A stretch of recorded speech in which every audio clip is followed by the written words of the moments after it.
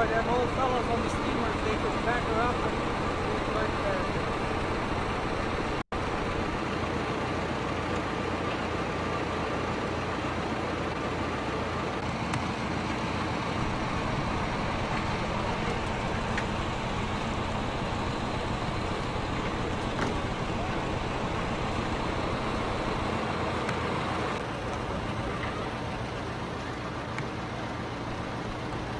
Webb, who's a pioneer from Edamame that's doing the pitching and sheaves into the thrash machine. As you'll notice, he flips those bundles around so they all go in head first. The old foreman on the thrash machine used to get pretty upset if the pitchers flipped their bundles in backwards. And as that sheave goes up the conveyor, you'll see those things going around there, and that's what cuts the twine on the sheaves. Cuts the twine off them, and the sheaves go on through into the cylinder. The cylinder then knocks the grain out of the sheaves, separates it through the concaves. The straw goes on through the straw walkers, and it blows out the blower in the back, and you can see the straw coming out that silver blower at the far end down there.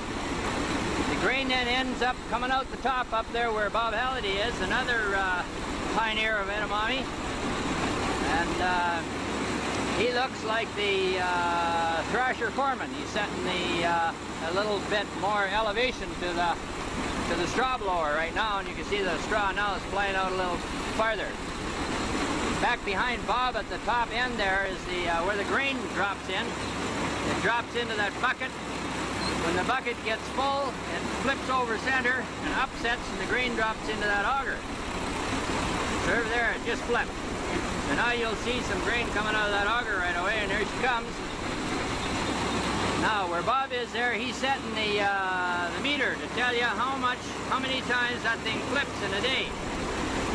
And you know how much the grain weighs and how often it flips. You just read that meter at the end of the day, and that'll tell you how much grain you got in the bin or put through in the wagon box. In this case, we're running the grain into a wagon. And they usually had two wagons, so when that one pulls away, they hauled it to the bin and shoveled it off by hand with a big scoop shovel.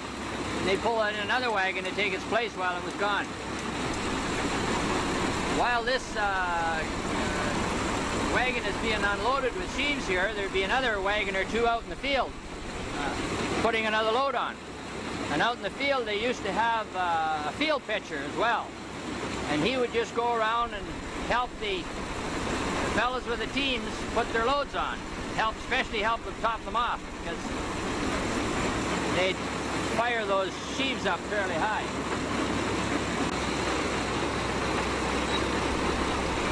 They used to have a thrasher foreman all the time that kind of looked after the thrash machine. And he used to look after the whole operation. He used to get pretty upset too if the fellas with the teams didn't kind of keep coming in order to keep the machine running steady all the time. It wasn't very economical to have 3 or 4 teams sitting here by the machine and nobody out in the field. But then the guys out in the field didn't have nothing to do. In the olden days, nobody liked to see anybody on a thrashing crew that didn't have something to do. Unlike today's society, eh? That's right. Yeah. Oscar Webb's doing a good job of firing those bundles in there. Notice again, he gives them a little flip so that they all go in head first.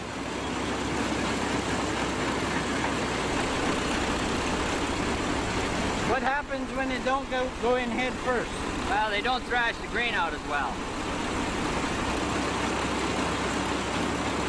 As in the olden days, not every farmer had a thrash machine like this, and in the fall, the few people that did have a thrash machine would get a crew of men together, and they just move from one farmer to the next, and they go around and thrash everybody's grain. And they could pull into a field with 3 or 4 teams, and in one day they'd have the field pretty well thrashed off and end up with a huge straw pile. A lot of the farmers used to put their straw piles in a fairly handy place, because they turn out the stock in the wintertime sometime, and they would spend the winter in the straw pile.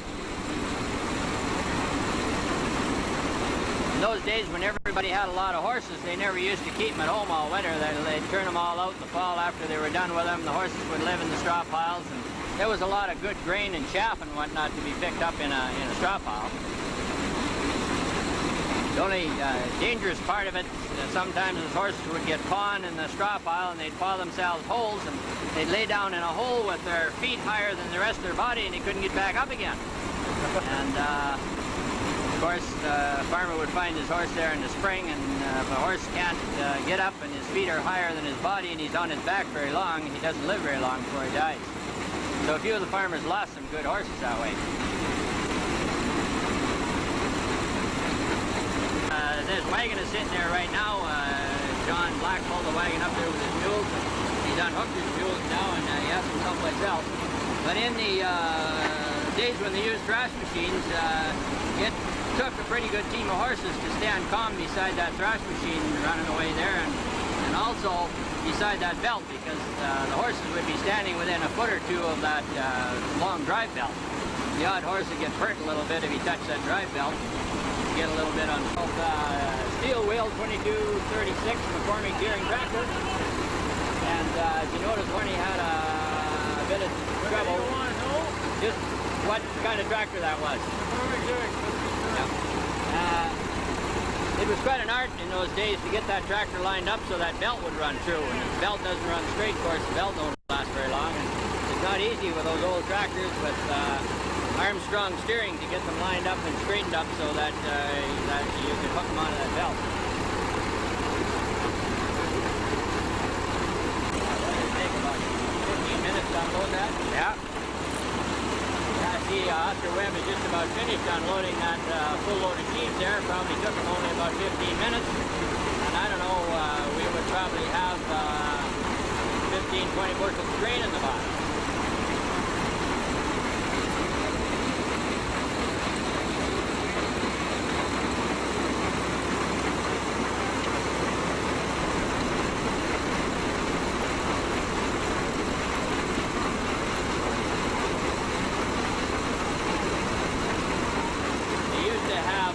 Double-decker wagon boxes we used to haul grain in. It was a pretty heavy job for one man to keep the grain away from a machine like that. So they used to use those great big scoops that would hold a bushel or two at a time. And that was hard work, hard on the back. You'd be bending over, and a lot of guys would bend over and start unloading one of those wagons, and they'd never look up till they were finished. And then back to the machine for another load.